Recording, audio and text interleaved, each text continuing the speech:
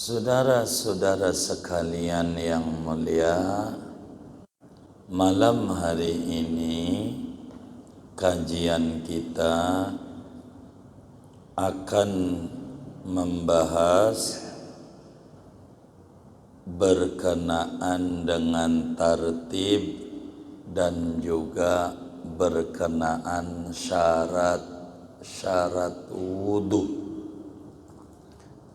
Saudara sekalian, perlu diketahui tartib itu dalam wudu merupakan rukun wudu atau fardu wudu.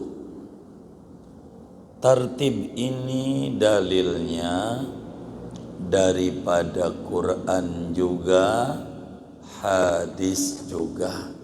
Pertemuan yang lalu telah kita jabarkan panjang lebar kaitan dalil-dalil tartib.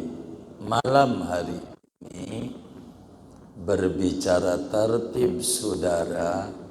Apakah tartib itu kategorinya khitab taklif ataukah khitab wada'? Ini kita mau bedah. Saudara sekalian, kata Imam Al-Muniri pada kaitan daripada tartib, ini khitab taklifnya hubungannya mau orang mukallaf mau bukan, masuk. Kagak dipersyaratkan tauhnya orang mukallaf.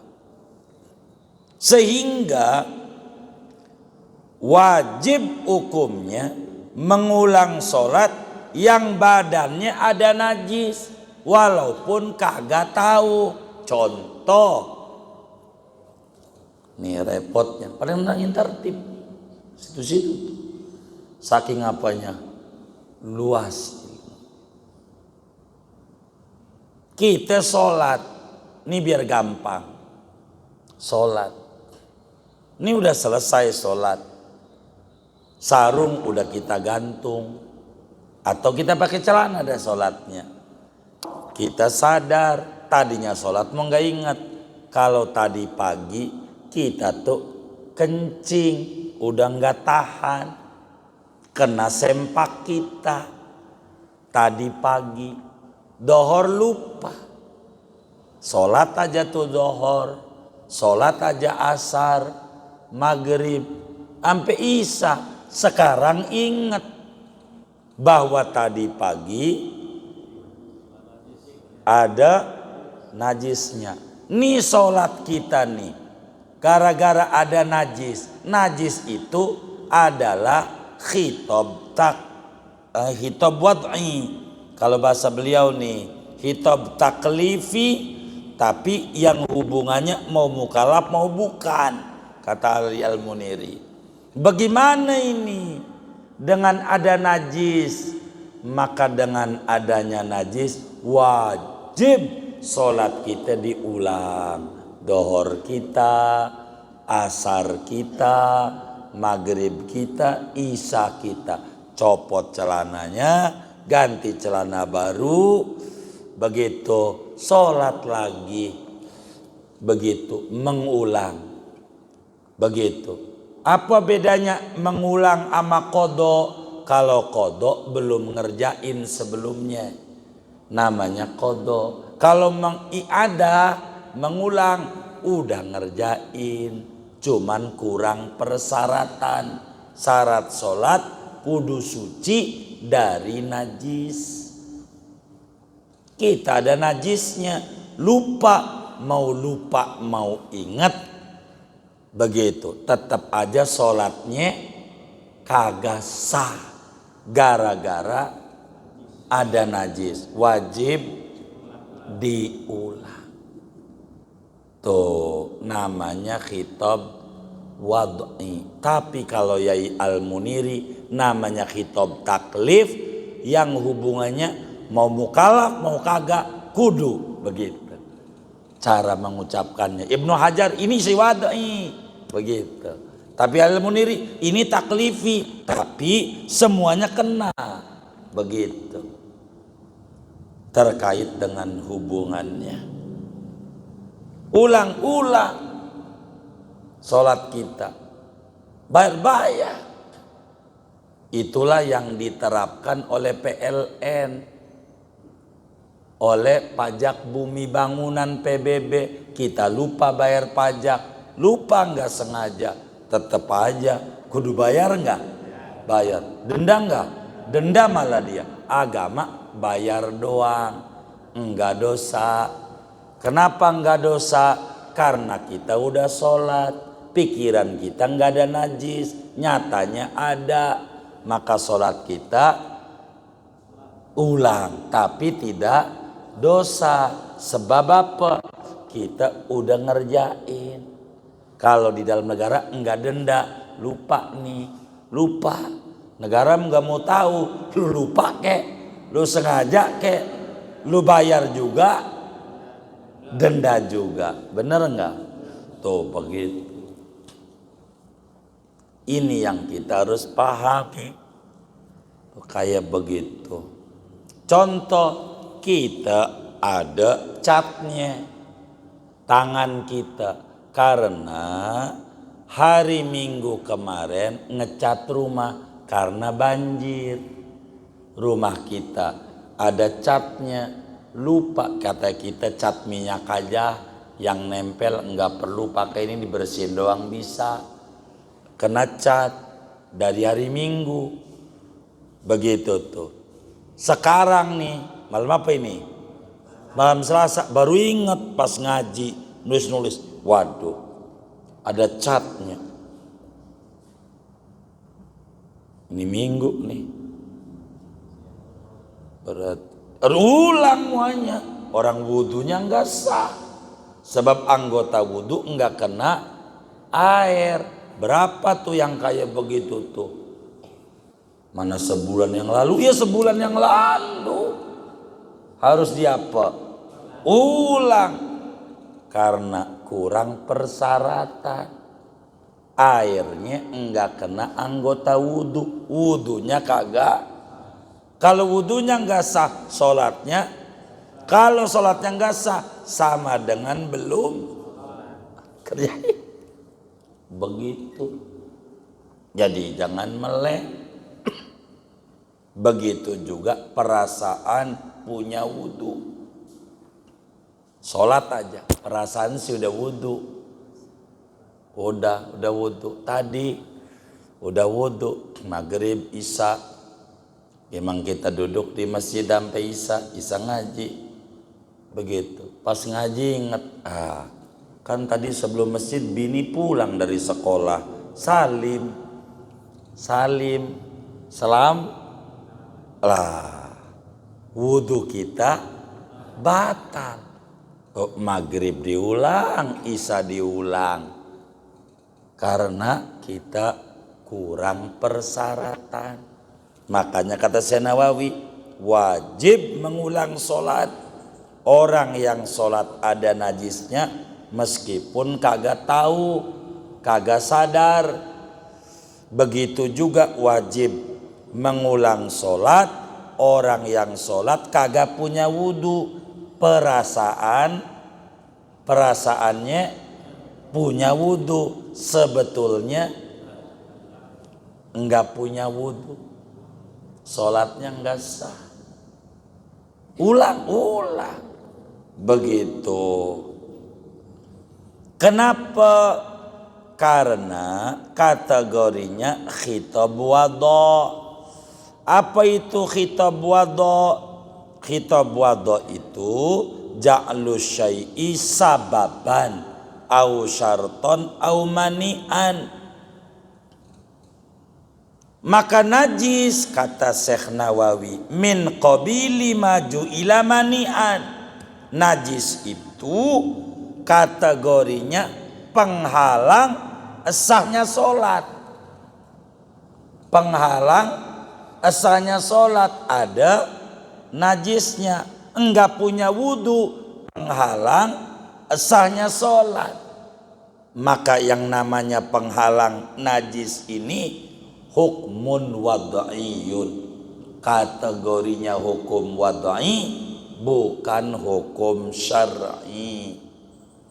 Taklifi, juklak kalau ada najisnya. Lalu apa syarat-syarat sah wudu supaya wudu kita sah? Fardu wudu kita paham, ada 6, itu rukun wudu. Sunnah wudu belum kita ngaji, makruh wudu belum kita ngaji, batal wudu belum kita ngaji, apalagi hal-hal yang haram gak punya wudu belum kita ngaji, syarat wudu belum kita ngaji. Ada berapa syarat-syarat sah wudu kita supaya kita paham hukum wad'i. Wudu ini syaratnya ada berapa? Kata Syekh Nawawi, tatimatu. Ini penyempurna uraian wudu.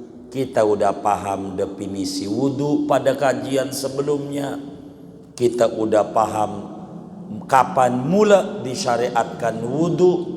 Kita udah paham wudu ini khusus buat umatnya Nabi Muhammad kah atau ajaran dari dulu? Udah diurai pada kajian-kajian sebelumnya.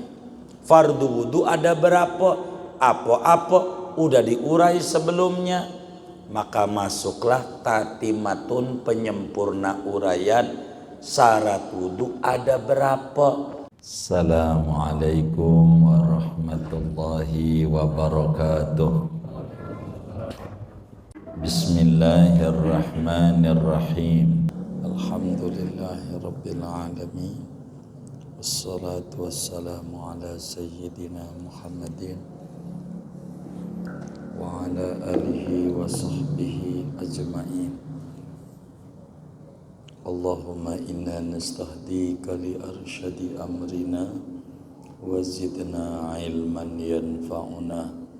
Qala al-imamul muallif rahimahullahu ta'ala wa nafa'ana bihi wa bi barakati ulumihi wa ghafara lahu wa li masyayikhihi wa li masyayikhina amin.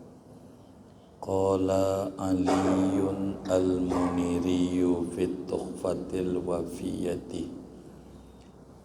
Telah berkata oleh Syekh Ali Al-Muniri di dalam kitabnya Tuhfatul Wafiyah, khitabut taklifi muta'alliqun bi af'alil mukallafina wa ghairihim kasibyani wal majanini wal bahaimi wasahina wa ghairihim.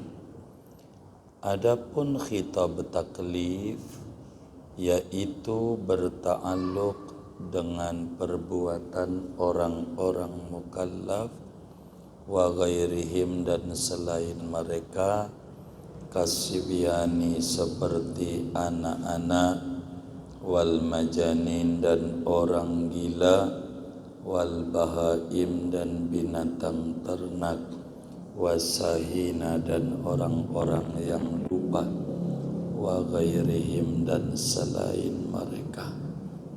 Wala yushtaratu fihim ilmul mukallafi, dan tidak disyaratkan pada mereka semua oleh tauhnya orang yang mukallaf. Walihada yajibu i'adatus salati ala man shalla binajasatin wa lam ya'lamha aw shalla muhdisan yadhunnut taharat. Dan karena ini khitabut taklif wajib oleh mengulangi solat atas orang yang solat oleh orang dengan ada najis, walam ya'lamha dan ia tidak tahu akan najis, au shalla muhdisan atau solat oleh seseorang padahal berhadas, yadunnu toharota yang menyangka ia akan suci, wahwa ja'lu syai'i sababan au syaraton au mani'an, yaitu menjadikan sesuatu khitab wadha, dan dia khitab wadha itu menjadikan sesuatu yaitu sebab atau akan sebab, au syaraton atau syarat, au mani'an atau mani'. Fan najasatu min qabili ma ju'ila mani'an min ijza'is salati, maka adapun najis yaitu dari golongan sesuatu yang dijadikan sebagai mani' penghalang daripada memadainya salat. Famani'iyatun najasati hukmun wad'iyun la syar'iyyun, adapun menghalang-halanginya najis pada keabsahan salat yaitu namanya hukum wad'i la syar'iyyun, bukan kategorinya hukum syarah. Tatimatun, adapun ini yaitu penyempurna. Syurutul wudu'i asyaratun, adapun syarat-syarat wudu yaitu ada 10. Wa nadhamaha ba'duhum min bahri tawili, dan menadham akan yang 10 ini oleh sebagian ulama min bahri tawili, daripada bahar tawil, biqaulihi dengan perkataan ba'duhum syurutu wudu'il mar'i ashrun fahakaha murattabatun fi tayyi syi'rin muhadzabi. Syurutu wudu'il mar'i, adapun syarat-syarat wudu'nya seseorang, asyrun yaitu ada 10. Fahakaha, maka ambillah olehmu ha akan 10 ini, murattabatan padahal disusun, fi tayyi syi'rin pada lipatan syair, muhadzabi yang dihaluskan. Hudatun, pertamanya Islam, wa tamyizun, keduanya tamyiz, wa faqdu nifasiha, dan ketiadaan nifasnya perempuan, wa haidin, dan ketiadaan haid, wa dhiman'in, dan yang memiliki penghalang, kasyam'in murakkabi, seperti lilin yang numpuk-numpuk. Wama utahurin, dan air yang suci mensucikan, wa'tiqadu faridotin, dan meyakini yang fardu-fardu, rukun-rukun, yang wajib-wajib, wa irfanun, dan tahu, wa irfanu kaifa, dan tahu tata cara wudu, maktahaqquqi mujibin, serta nyatanya yang mewajibkan wudu. Kadzaka dukhulul waqti, seperti ini Islam yaitu masuk waktu, lakin khussada, tetapi dikhususkan ini masuk waktu, bidhi hadasin, dengan orang yang mempunyai hadas, qad dama yang sungguh kekal oleh hadas inda taqarrubi ketika berwudu mendekatkan diri kepada Allah. Saudara-saudara sekalian yang mulia, malam hari ini kajian kita akan membahas berkenaan dengan tartib dan juga berkenaan syarat wudu. Saudara sekalian, perlu diketahui tartib itu dalam wudu merupakan rukun wudu atau fardu wudu. Tartib ini dalilnya daripada Quran juga, hadis juga. Pertemuan yang lalu telah kita jabarkan panjang lebar kaitan dalil-dalil tartib. Malam hari ini berbicara tartib, saudara. Apakah tartib itu kategorinya khitab taklif ataukah khitab wada'? Ini kita mau bedah. Saudara sekalian, hukum syara itu, hukum syara, kalau secara umum hukum dulu. Hukum itu, saudara, ada tiga. Hukum ada tiga. Apa itu hukum? Hukum itu isbatu syai'i au nafiyuhu. Hukum itu menetapkan sesuatu atau tidak menetapkannya.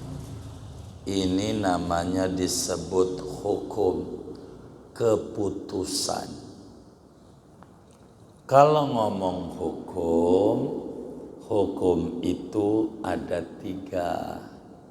Ada hukum syara, ada hukum akal, ada hukum adat. Tiga hukum. Ada hukum syara, ada hukum akal, ada hukum adat. Kenapa bisa tiga itu hukum? Karena yang memutuskan tidak akan lebih dari tiga. Hakimnya tiga. Bila yang memutuskan, bila yang menetapkan adalah Allah, maka hukum itu namanya hukum syara. Bahasa kitanya hukum agama. Bila mana yang menetapkan akal, agama enggak ada hubungan, akal urusannya, maka hukum itu disebut hukum akal atau hukum akli, hukum menurut akal. Bila yang menetapkan Allah disebut hukum syariat atau hukum syar'i, hukum syara, hukum agama. Bila yang menetapkan adalah hasil pengulang-ulangan adat, maka disebut hukum ini hukum adat namanya. Itu hukum. Maka kalau syara namanya disebut hukum syar'i, hukum menurut agama. Ada berapa hukum syar'i itu? Jawabannya ada 2. Yang pertama, hukum syar'i taklifi. Yang kedua, hukum syar'i wad'i namanya. Jadi yang pertama, hukum syara' taklifi, dan kedua hukum syara' wad'i. Hukum syara' taklifi ada berapa? Jawabannya ada 5.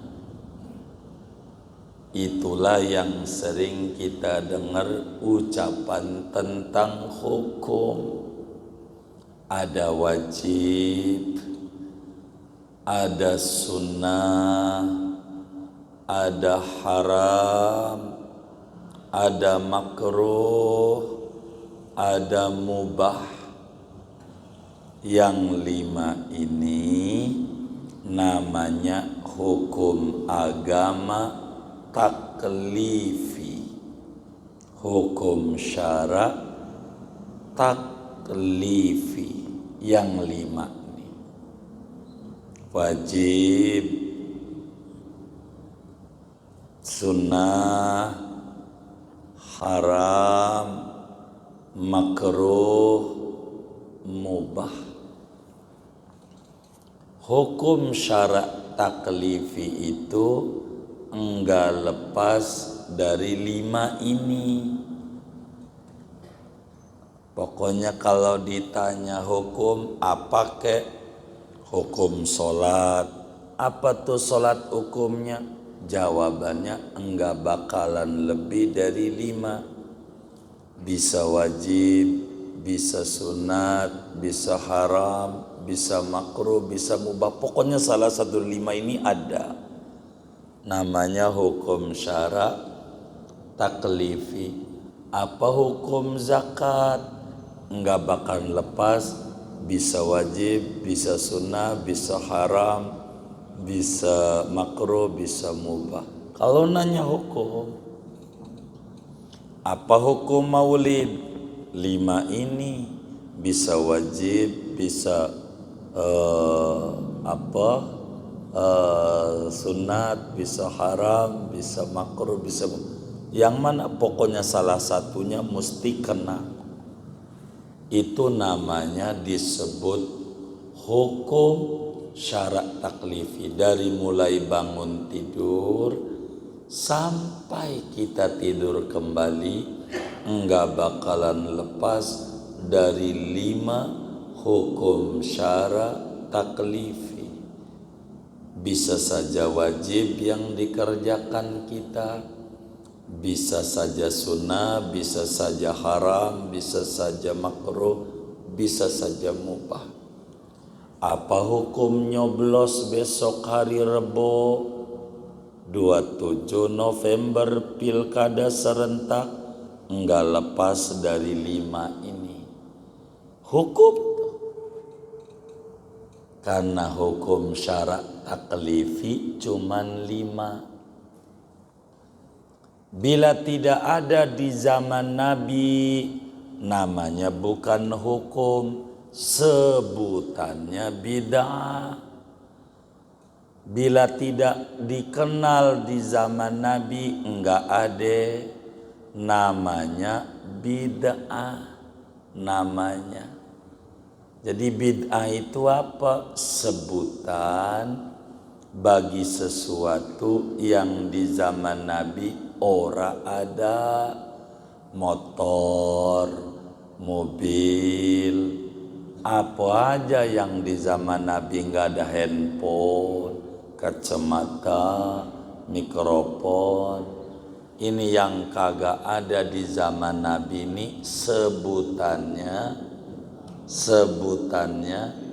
bid'ah. Bid'ah itu sebutan, bukan hukum. hukum cuman 5. Begitu. Hukum 5. Apa hukumnya sekolah SD? Ada enggak jadi zaman Nabi? Enggak ada. Sebutannya bid'ah. Hukumnya apa itu belajar SD, SMA, apalagi kampus gitu, sarjana. Begitu hukumnya. Enggak bakalan lepas dari 5 ini. Bila mana masuk pada kaidah wajib, namanya sebutannya bid'ah, hukumnya wajib. Kalau masuk kaidah sunnah, sebutannya bid'ah, hukumnya sunnah. Kalau masuk kaidah haram, sebutannya bid'ah, hukumnya haram. Kalau masuk kaidah makruh, sebutannya bid'ah, hukumnya makruh. Kalau masuk pada kaidah mubah, sebutannya bid'ah, hukumnya mubah. Begitu. Maka ada bid'ah wajib, bid'ah sunnah, bid'ah haram, bid'ah makruh, bid'ah mubah. Apa itu bid'ah mubah? Sebutannya bid'ah, hukumnya mubah. Begitu. Karena hukum ada 5. Disingkat sama orang yang masuk yang baik-baik wajib, sunnah disebutnya baik, hasanah. Begitu. Maka sebutan bid'ah hasanah. Apa itu hasanah? Isinya kagak nyimpang dari agama. Judulnya bid'ah. Isinya ajaran Nabi. Itulah bid'ah hasanah. Judulnya bid'ah, isinya ajaran agama. Bahasanya tidak menyimpang. Mana tuh nasi kucing gitu. Nasi kucing tuh namanya bid'ah hasanah. Judulnya bid'ah. Bid'ah tuh judulnya, isinya halal, isinya nasi. Begitu. Namanya bid'ah hasanah. Bikin kampus UI, UGM, Unpad, Budi Luhur, namanya bid'ah. Zaman Nabi kagak ada, sebutannya bid'ah, tapi isinya ajaran Nabi, disuruh menuntut begitu. Itu namanya bid'ah. Kalau mau pakai istilah hasanah, begitu. Jadi bid'ah itu sebutan, bukan hukum. Orang kata maulid hukumnya bid'ah, kagak ngerti. Bid'ah mah bukan hukum, sebutan. Begitu. Pala enggak ada rambutnya, sebutannya botak. Nyari botaknya orang nemu. Karena sebutan doang. Mana botaknya? Nih kepala. Nih wajah. Botak. Nih pala. Botak paham. Di mana pala orang ada rambutnya, sebutannya botak. Bid'ah itu sebutan. Zaman Nabi sholat taraweh kagak ada kotak amal. Boleh cari hadisnya. Tuh masjid-masjid pakai kotak amal, namanya neraka. Ya kagak begitu. Oh, masuk neraka semua, bukan isinya orang sodako bagus. Islam tuh nggak kaku. Tapi saya tidak ke situ nih ngaji nih sebetulnya. Ngomongin tertib. Karena hukum syarak tuh ada dua. Ada hukum syarak taklifi yang isinya ada 5, wajib, sunnah, haram, makruh, mubah. Kedua, hukum syarak wad'i. Apa tuh hukum syarak wad'i? Hukum syarak wad'i itu juklak, petunjuk pelaksanaan daripada hukum syarak taklifi. Juklaknya tuh namanya hukum syarak wad'i namanya. Begitu. Isinya ada 3 syarat, ada namanya sebab, ada namanya mani', penghalang. Mani' contoh secara umum dulu biar ngerti. Sholat 5 waktu kategorinya hukum syarak taklifi. Sholat 5 waktu ini hukumnya sunat. Sholat 5 waktu hukumnya wajib. Kenapa hukumnya wajib? Sholat 5 waktu kategorinya hukum syarak taklifi. Hukum syarak taklifi. Makanya sholat 5 waktu ini wajib. Wajib dikerjakan. Tapi untuk menuju mengerjakannya perlu juklak, petunjuk pelaksanaannya. Itulah ada syarat sholat, ada sebab, ada mani'. Contoh, orang sholat kudu wudu. Salah satunya wudu tuh namanya syarat sholat. Wudu ini hukum syarak tapi bukan taklifi, hukum syarak wad'i. Sebab ini petunjuk pelaksanaan menuju sholat. Kudu ada syarat. Udah wudu enggak cukup, kudu ada sebab. Begitu. Dohor, kapan dohor? Sebab apa jadi dohor? Sebab matahari gelincir dari tengah langit ke arah barat. Maka dengan matahari gelincir ke arah barat namanya sebab mengerjakan zuhur. Kalau jam 11 kita orang di Kereo, jam 10 di Kereo sholat dohor, kagak sah, kan wajib sholat dohor. Ada juklaknya, kudu ada sebab, gelincir dulu matahari. Belum gelincir jam 10 kagak jadi karena enggak ada sebabnya.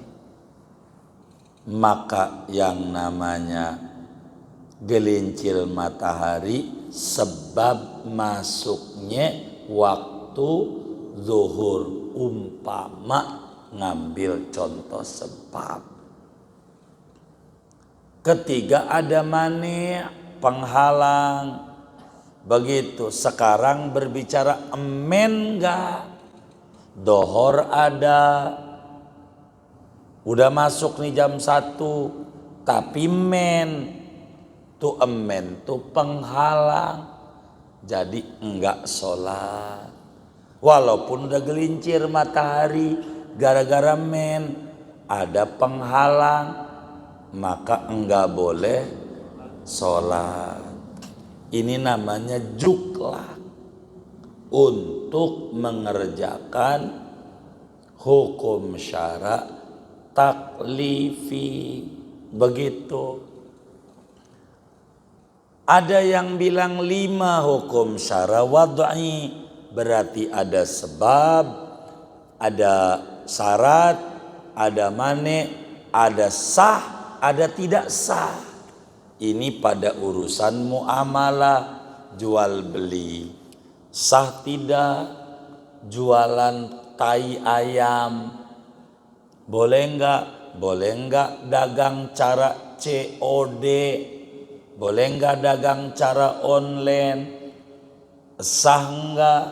Ini kaitannya pada wad'i. Begitu hukum syarat. Cuman timbul pertanyaan, inilah ngaji malam hari ini. Apakah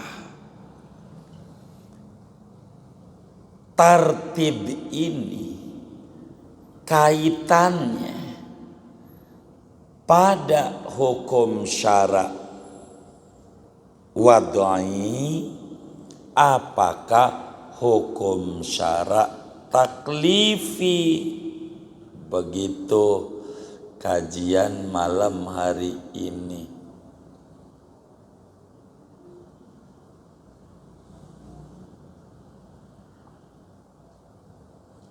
Maka jawabannya ada 2. Ini nggak ada kaitan pemilu, kalau ngomong 2, 1, 3 suka baperan. Begitu. Ibnu Hajar Al-Haytami radhiyallahu ta'ala an, Ibnu Hajar gurunya Fathul Muin menjelaskan di dalam kitab Tuhfatul Muhtaj bahwa tartib itu kategorinya hukum syara wad'i, sama seperti rukun dan syarat. Lupa tetap harus dikerjakan. Orang hukum syara wad'i tetap kudu dikerjakan. Begitu. Karena tartib kategorinya hukum syara wad'i menurut Imam Ibnu Hajar. Sehingga mau lupa atau tidak, lupa tetap dikenakan hukum. Kita wudhu lupa, enggak tartib, habis tangan kaki, lupa usap pala, bagaimana? Enggak bisa, kudu dikerjakan, sebab ini hukum syara wad'i. Kata Ibnu Hajar di dalam kitabnya Tuhfatul Muhtaj. Ini kitab Syekh Nawawi Al-Banten ini. Kitabnya kecil saudara, tapi isinya luas. Hebatnya Syekh Nawawi. Padahal kitab ini kecil banget, tapi neranginnya Syekh Nawawi kesono-sono. Saking melautnya ilmunya Syekh Nawawi Al-Bantani. Padahal ngomong tertib aja, ampe kesana kemari. Ini tertib hukum wad'i apa hukum taklifi syara'nya, ampe ke situ-situ. Yang kita aja enggak kepikiran pengen ke situ-situ, tapi kalau ditanya melotot. Apa itu wad'i, apa itu taklifi, gua aja ora tahu, baru numben gua tahu. Begitu, saking luasnya ilmunya Sidi Syekh Nawawi Al-Bantani. Ibnu Hajar kata beliau dalam kitab Tuhfatul Muhtaj, kategorinya hukum wad'i, khitab wad'i bahasa beliau. Namun, nah ini mulai ngaji nih malam hari ini. Kita mau masuk. Kalau kita langsung jebul begitu, Anda puyeng. Saya harus mengurut dulu. Kalau apa aja kalau diurut ketemu. Begitu diurut. Begitu. Biar gampang. Orang mau nyalon RT aja diurut. Lo ini engkong nyatu sama gua. Maksudnya pengen dipilih. Biar ngerti. Begitu. Kalau kita bukan biar dipilih, biar ngerti. Saya harus bikin konstruksi pembangunan terkait uraian yang Syekh sampaikan supaya ngerti. Dan ajaibnya Syekh Nawawi Al-Bantani ini ajibnya ini. Walaupun kitabnya fikih, kitab yang dikarang beliau banyak fikih. Ada Tausyeikh, ada Nihayatuz Zain, ada Thimarul Yani'ah, dan masih sabrek. Termasuk kitab kita ngomongin wudu tertib aja. Buddha kagak ada yang sama bahasanya. Padahal tujuannya sama. Saking hebatnya. Enggak kayak kita. Mau ceramah di sono isinya itu lagi. Emang bisanya itu kita. Begitu. Syekh Nawawi di kitab apa aja beda-beda uraiannya. Saking hebatnya dan kuatnya daya ingat. Enggak ada yang sama uraiannya. Hatta kitab yang namanya Tafsir Munir, Mirakhul Labid. Ini kitab tafsir terhebat. Ulama menjuluki Syekh Nawawi, tokoh-tokoh besar Al-Azhar, Sayyidu Ulama Il-Hijaz, rajanya kiai Mekah Madinah di zamannya. Orang mana? Orang Indonesia. Hebat nggak tuh orang Indonesia? Kayak begitu tuh. Orang Indonesia dari Banten. Syekh Nawawi. Kenapa? Bikin kitab tafsir. Referensinya banyak. Mirakhul Labid itu makna lainnya al-maraji al-katsira. Referensinya banyak kitab ini. Tapi dirujuk dalam berbagai kitab-kitab rujukannya enggak sama redaksinya. Enggak copy paste, tapi punya bahasa sendiri. Enggak dari sono comot pindahin di sini. Ini kerjaan orang bikin skripsi, tesis, HT disertasi. Comot-comot. Saya enggak diolah bahasa dia.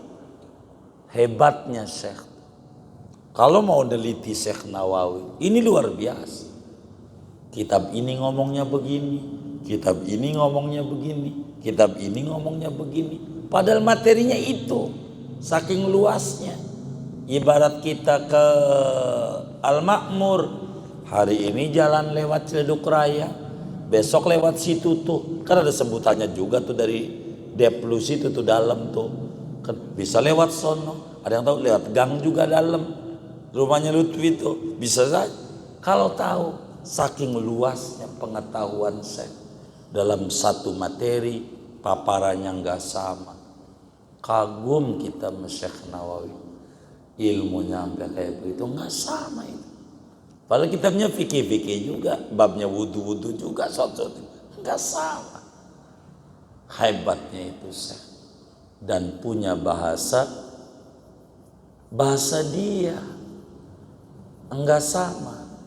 Kalau bahasa orang di sononya ngomong maling jadi pencuri, begitu padanannya.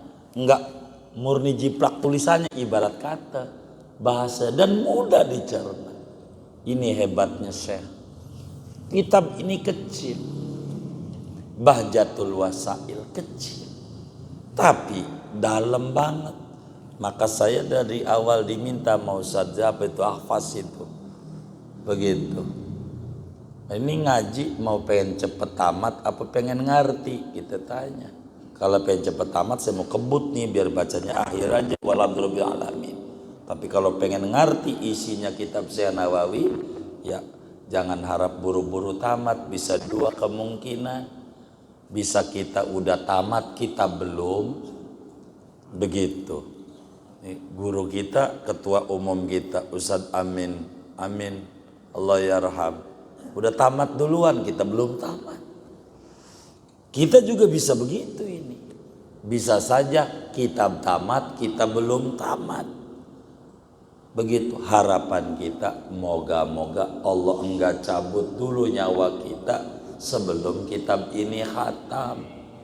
Biar kita faham kalamnya Syekh Nawawi Al-Bantani di dalam mengajarkan agama kepada kita. Begitu. Kata beliau, qala Ali Al-Muniri. Nah, ini kan materi yang tadi dibaca. Menurut Syekh Ali Al-Muniri di dalam kitabnya At-Tuhfatul Wafiyah, ini kategorinya khitab taklif. Khitab taklif. Begitu. Apa itu khitab taklif? Khitab taklif itu adalah khitabullah al-muta'allaq bi af'alil mukallafina. Khitab taklif itu adalah perintah Allah yang kaitannya dengan tindakan orang yang umurnya 15 tahun ke atas, akalnya sehat. Itu khitab taklif. Khitab taklif. Itu kaitannya begitu. Begitu. Namanya khitab taklif. Begitu. Sehingga kalau khitab taklif, orang gila enggak masuk. Bebas hukum orang gila. Bocah belum balik enggak ada hukum. Begitu. Khitab taklif.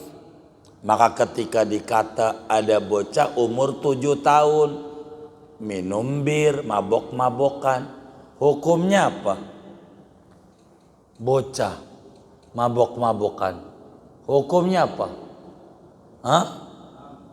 Hukumnya apa? Hah? Hah? Enggak ada hukumnya. Gitu. Kenapa enggak ada hukumnya? Belum balik, tidak dikenakan hukum. Perbuatannya namanya mungkar. Namanya mungkar. Kita harus mengerti bahasa Nabi. Man ro'a minkum mungkaron. Siapa yang lihat kemaksiatan, yo salah ngartiin begitu. Enggak paham bahasa Nabi. Man ro'a minkum mungkaron. Siapa yang melihat kemungkaran. Apa tuh mungkar? Dosa. Belum tentu mungkar tuh. Tapi dosa udah pasti mungkar. Mungkar belum tentu dosa. Itulah hebatnya Nabi di dalam mengungkapkan sebuah ungkapan. Dosa udah pasti mungkar. Mungkar belum tentu dosa. Contoh, bocah umur 7 tahun mabok-mabokan. Itu perbuatannya namanya mungkar. Dosa enggak? Dosa enggak? Enggak. Kenapa enggak dosa? Belum balik, belum kena hukum. Tapi mungkar. Ini nih kita larang. Jangan biarin dia mah bocah. Jangan. Begitu mungkar ini perbuatannya. Begitu. Tapi saya bukan nerangin hadis itu. Nerangin berbicara khitab taklif. Begitu, khitab taklif. Begitu. Kata Imam Ali Al-Muniri, ini kaitannya sama khitab taklif. Khitab taklif itu muta'alliqun bi af'alil mukallafin. Hubungannya dengan perbuatan orang mukallaf. Perbuatannya. Sehingga kalau khitab taklif, orang gila, binatang, orang lupa, kagak ada hukumnya. Orang lupa, jangan ditanya handphone saya di mana ya, begitu. Tadinya di mana, jangan ditanya tadi di mana, orang dia lupa, begitu. Kalau ingat, ya nggak bakal nanya, lupa, begitu. Tuh, tapi kata Imam Al-Muniri pada kaitan daripada tartib, ini khitab taklifnya. Hubungannya mau orang mukallaf mau bukan, masuk. Kagak dipersyaratkan tauhnya orang mukallaf. Sehingga wajib hukumnya mengulang sholat yang badannya ada najis. Walaupun kagak tahu. Contoh. Nih repotnya, paling nangin tertib. Situ-situ. Saking apanya? Luas. Kita sholat. Ini biar gampang. Sholat. Ini udah selesai sholat. Sarung udah kita gantung. Atau kita pakai celana ada sholatnya. Kita sadar. Tadinya sholat mau gak ingat. Kalau tadi pagi kita tuh kencing. Udah gak tahan. Kena sempak kita tadi pagi, dohor lupa, sholat aja tuh dohor, sholat aja asar, maghrib, sampai isya. Sekarang ingat bahwa tadi pagi ada najisnya. Nih sholat kita nih, gara-gara ada najis. Najis itu adalah khitab wad'i. Kalau bahasa beliau nih, khitab taklifi, tapi yang hubungannya mau mukallaf mau bukan, kata Ali Al-Muniri. Bagaimana ini dengan ada najis? Maka dengan adanya najis wajib sholat kita diulang. Dohor kita, asar kita, maghrib kita, isya kita. Copot celananya, ganti celana baru, begitu sholat lagi, begitu mengulang, begitu. Apa bedanya mengulang sama kodok? Kalau kodok belum ngerjain sebelumnya, namanya kodok. Kalau mengiadah, mengulang, udah ngerjain, cuman kurang persyaratan. Syarat sholat kudu suci dari najis.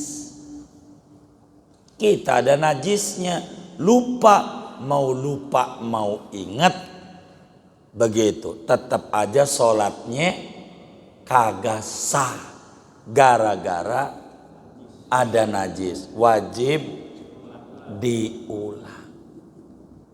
Tuh namanya khitab wad'i. Tapi kalau Yai Al-Muniri namanya khitab taklif, yang hubungannya mau mukallaf mau kagak kudu, begitu cara mengucapkannya. Ibnu Hajar ini si wad'i, begitu.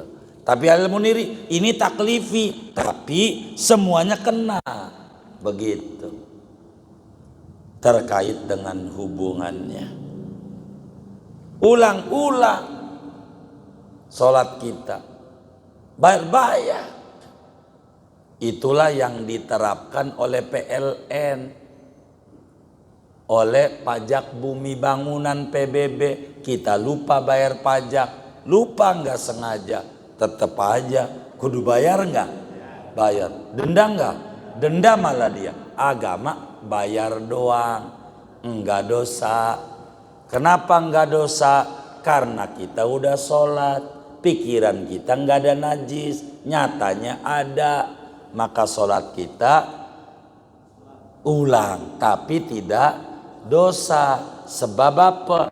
Kita udah ngerjain. Kalau di dalam negara enggak denda, lupa nih, lupa. Negara nggak mau tahu, lu lupa kek, lu sengaja kek, lu bayar juga, denda juga, bener nggak? Tuh begitu. Ini yang kita harus pahami, kayak begitu. Contoh, kita ada catnya tangan kita karena hari Minggu kemarin ngecat rumah karena banjir. Rumah kita ada catnya, lupa kata kita cat minyak aja yang nempel, nggak perlu pakai ini, dibersihin doang bisa. Kena cat dari hari Minggu, begitu tuh. Sekarang nih malam apa ini? Malam Selasa, baru inget pas ngaji nulis-nulis, waduh ada catnya. Ini Minggu nih, berarti ulang semuanya. Orang wudhunya nggak sah, sebab anggota wudhu nggak kena air. Berapa tuh yang kayak begitu tuh? Mana sebulan yang lalu? Ya sebulan yang lalu harus diapa? Ulang karena kurang persyaratan. Airnya enggak kena anggota wudhu, wudhunya kagak.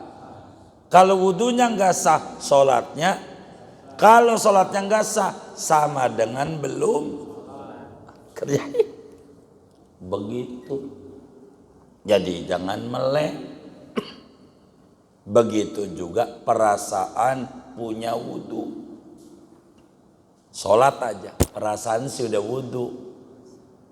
Udah wudhu. Tadi udah wudhu, maghrib, isya. Memang kita duduk di masjid sampai isya ngaji. Begitu. Pas ngaji inget, kan tadi sebelum masjid bini pulang dari sekolah. Salim. Salam. Lah, wudhu kita batal. Maghrib diulang, isya diulang, karena kita kurang persyaratan. Makanya kata Syekh Nawawi, wajib mengulang sholat orang yang sholat ada najisnya, meskipun kagak tahu, kagak sadar. Begitu juga wajib mengulang sholat orang yang sholat kagak punya wudhu. Perasaannya punya wudhu, sebetulnya enggak punya wudhu, sholatnya enggak sah. Ulang begitu. Kenapa? Karena kategorinya khitab wadha. Apa itu khitab wadha? Khitab wadha itu ja'lu syai'i sababan au syarton au mani'an. Maka najis, kata Syekh Nawawi, min qabili maju ila mani'an. Najis itu kategorinya penghalang sahnya sholat. Penghalang sahnya sholat, ada najisnya, enggak punya wudhu, penghalang sahnya sholat. Maka yang namanya penghalang najis ini hukmun wad'iyun, kategorinya hukum wad'i, bukan hukum syar'i. Taklifi, juklak kalau ada najisnya. Lalu apa syarat-syarat sah wudhu supaya wudhu kita sah? Fardu wudhu kita paham, ada 6, itu rukun wudhu. Sunnah wudhu belum kita ngaji, makruh wudhu belum kita ngaji, batal wudu belum kita ngaji. Apalagi hal-hal yang haram gak punya wudu belum kita ngaji. Syarat wudu belum kita ngaji. Ada berapa syarat-syarat sah wudu kita, supaya kita paham hukum wad'i. Wudu nih syaratnya ada berapa? Kata Syekh Nawawi, tatimatu. Ini penyempurna uraian wudu. Kita udah paham definisi wudu pada kajian sebelumnya. Kita udah paham kapan mula disyariatkan wudu. Kita udah paham wudu ini khusus buat umatnya Nabi Muhammad kah atau ajaran dari dulu. Udah diurai pada kajian-kajian sebelumnya. Fardu wudu ada berapa? Apa-apa udah diurai sebelumnya. Maka masuklah tatimatun, penyempurna uraian syarat wudu ada berapa. Maka jawabannya jangan malam hari ini. Tatimatun segini aja. Takut kemalaman sampai jam 11. Sebab beliau sampein ada 10. Lah kan masih lama. Jadi mau terus apa udah? Udah aja. Baik, segini aja dah. Nanti tatimatun kita urai ulang. Syarat sah wudu jumlahnya ada 10. Kalau enggak ada 10 ini, pastikan wudu kita kagak sah. Begitu. Tuh, begitu.